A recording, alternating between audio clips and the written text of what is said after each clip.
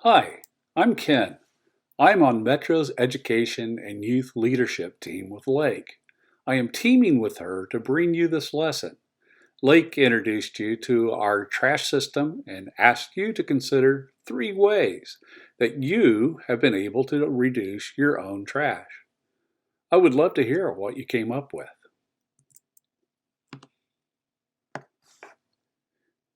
In this lesson, we will continue with trash talk and reveal to you a secret that everybody should know. Our goal is to help you understand why a growing number of people are trying hard to reduce their trash output.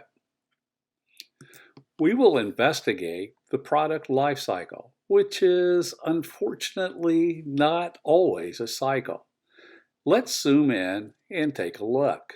Now that we have zoomed in, which picture in this product life cycle would be where all the atoms and molecules and the materials we buy come from? Where in this circle does it start? If you pick the picture located at 1 or 2 o'clock, hey, you nailed it. This is nature. This is where we extract the materials that we want. We might mine them like shown here, harvest them, or drill the materials and take them from nature. We call those materials natural resources. This process requires a lot of land and a great amounts of energy, mostly from fossil fuels like diesel. Those materials extracted are then transported to another place where they are refined and made into something more pure. For instance, a smartphone company does not want a big rock with a little bit of aluminum. They want pure aluminum. This refining process requires more land and great amount of energies, mostly from fossil fuels like coal. Those pure materials are then transported to another location. At that location, they get made into a product that we might want to buy. This process requires yet more land. Yes, you guessed it, great amounts of energy too, mostly from fossil fuels like natural gas. That product then gets transported to another location where we are given the opportunity to buy it from a retailer. The retail store requires more land and its lighting, air conditioning, heating, and operations use great amounts of energy, mostly from fossil fuels like coal and natural gas. We then drive it home. We change the oil, uh, we gas it up, we drive it, we gas it up, we drive it, we change the oil and filters and belts. And when we are finished, we drive it to a different place and we dispose of it. This disposal place also requires more land and energy, mostly coming from fossil fuels like diesel. In a perfect world, all those materials would be taken back. They would be taken back into the cycle and would be repurposed, reused, or recycled into products we need. Is it a perfect world?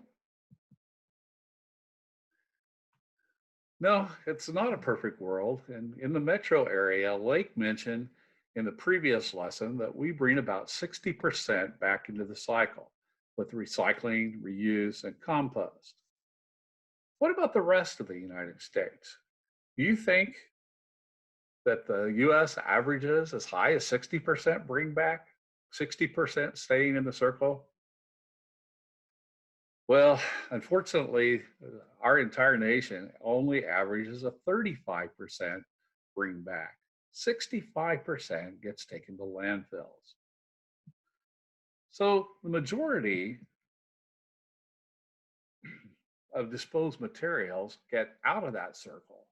And now the system looks different. What does this look like? It doesn't look like a circle anymore. Well, it looks like a line, a linear system, not a circular cycle.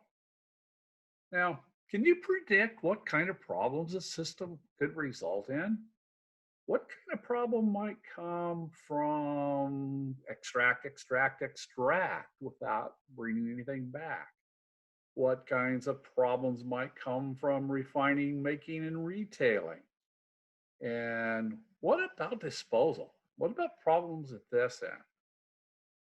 In our classroom presentations, students often bring up extraction as destroying ecosystems, like crops replacing complex functioning systems with thousands of species of plants and animals, or ecosystems get destroyed when we bulldoze them to extract coal or metals from mines that are below them. Other students point out that all the fossil fuels needed uh, from all these processes makes climate change worse. Often mentioned in our presentations is the movie Wall-E. Now, Wall-E really showed the end result of just having bigger and bigger trash heaps here with disposal. Others mention how pollution can escape into waterways. If you think of this flawed line system as a stream of materials flowing from extraction uh, all the way to disposal, you are standing here in this stream of stuff as a user of that stuff. Extraction, refining, making, and retail are upstream from you. Disposal is downstream from you. Where do you think the most environmental damage takes place? Is it downstream or is it upstream? Take a moment, pause the video, and talk about what you think the answer is. If there's a person to discuss it with, now would be a great time. What did you come up with? If you said downstream, you would be with most Americans who believe that being green and environmentally friendly is all about where you put your trash. Actually, 75% of environmental damage occurs upstream. This is where the majority of habitat destruction takes place. The majority of greenhouse gases from fossil fuels come out. And for every can of trash you put out downstream, 70 cans of trash are produced upstream. This faulty system is hard on the earth and hard on people. We have over extracted trees from forest, and where you see these red dots on the earth that look like measles, the forests are not coming back there. Where you see gold patches on this world map, we have over extracted food with agriculture that doesn't last. Underground water sources called aquifers used to water the crops dry up. Irrigating brings up salt in aquifers and makes the land too salty to grow food. Some agriculture promotes erosion and precious topsoil goes away. Precious topsoil is where our food grows, and that washes downstream into the ocean. Where you see black smudges along the coastlines, there are now coastal dead zones because of agricultural runoff of fertilizers, pesticides, and animal manure. There are algae blooms that suffocate larger animals like fish. You end up with areas of no life, lots of mats of algae, and the water is not even suitable for swimming and can be toxic to humans. This system needs slowed down. Pause the video and see how many ways you can come up with to slow this flawed system down. Let me give you a hint. There are a lot of words out there that start with RE. That re prefix that would help bend that line, that straight line, bend it around and make it a circle again. How many of those words can you discover that start with RE? Which of your ideas does this long green line that goes from use all the way over to refining, uh, which one does that represent? I hope you said recycling. The advantage is that it cuts out the very destructive extraction process. When you recycle an aluminum can, it only requires 5% of the energy to melt it and make it into a new one, compared to extracting aluminum rocks and refining them and going all the way back to the beginning. Which of your ideas does a shorter line represent? Going from use and bringing it right back to use. Hopefully you said reuse.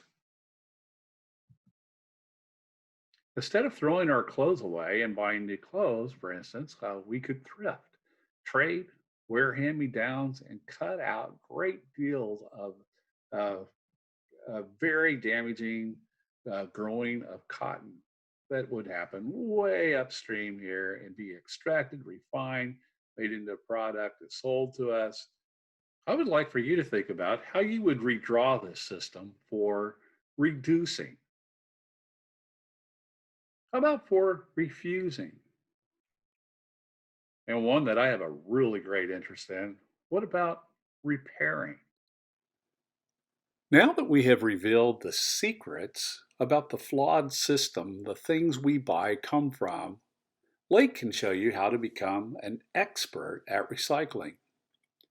Thank you for watching, and thank you for all the things you do to reduce trash going to our landfills, and even more importantly, reduce that flow coming from upstream.